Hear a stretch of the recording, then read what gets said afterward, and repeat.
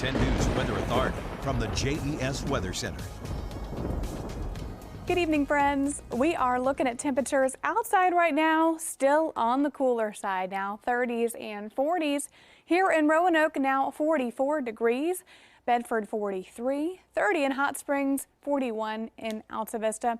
And behind me, our Skycam showing completely clear and dry conditions so far tonight, and we are going to continue with this pattern lasting a little while longer. Very settled down.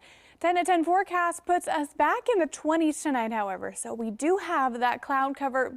Just a few passing clouds still in the area right now. Overnight, we clear things out significantly, and that will allow for the radiational cooling effect to take place. Now, this is what happens when there's no cloud cover to kind of act like an atmospheric blanket. And what that means is all the radiation we receive during the day gets trapped in the atmosphere, so we warm up a bit.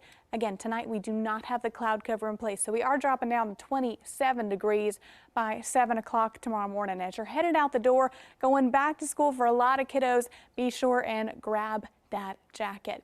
Now, we do have wind gusts that are still in place along with the cooler temperatures right now. A 10-mile-an-hour wind gust just now recorded in Roanoke, but these numbers still a lot more settled than what we dealt with just a few days ago.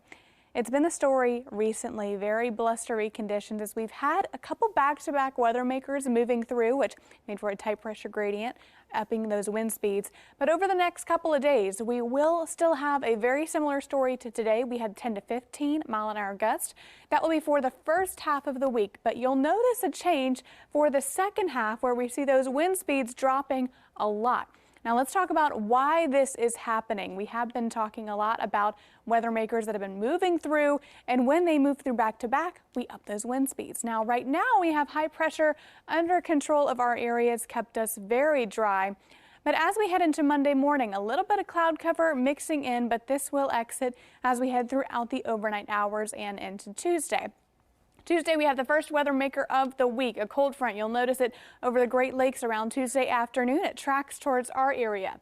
This front will be a dry front, so we're not going to see any rainfall out of this weather maker. However, the secondary one that's actually bringing rainfall will be another cold front moving through for the latter half of the work week. So that's why we saw that drop off for those wind speeds. Once that front moves through, we are looking at the drop in the wind speeds and the rain on deck for the latter half of the week. Zone by zone, we are back in the 20s tonight. A very chilly night ahead. In our 7-day, we're back in the 50s and 60s for the next week. A warm week ahead, dropping off into the 40s from Saturday and Sunday. You can certainly tell that cold front coming through. Jason?